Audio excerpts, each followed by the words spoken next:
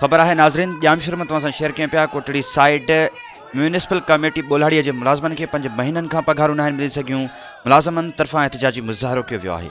ग़ुलाम मुर्तज़ा नुहाणी जी report मुताबिक़ Kotri side municipal committee बोलाड़ीअ जे मुलाज़मनि जूं गुज़िरियल 5 महीननि खां पघारूं बंदि आहिनि। मुलाज़मनि जो डिप्टी कमिश्नर ऑफिस अॻियां धरणो नारेबाज़ी कई वई आहे।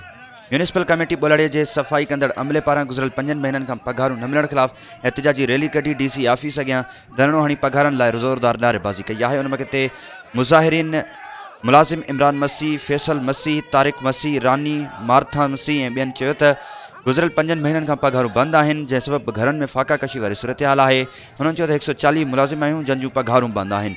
हुननि चयो त सिंध हुकूमत पारां ऐलानियल 25,000 पघार नथी ॾिनी वञे, सिर्फ़ु 15,000 पघार ॾिनी वञे थी, जेका 5 महीननि खां बंदि आहे। हुननि मुतालबो कंदे चयो आहे त पघार बहाल कई वञे ऐं सिंध हुकूमत पारां ऐलानियल 25,000 पघार ते अमल करायो वञे। ॿी सूरत में एहतिजाज जो दाइरो वसी कयो वेंदो।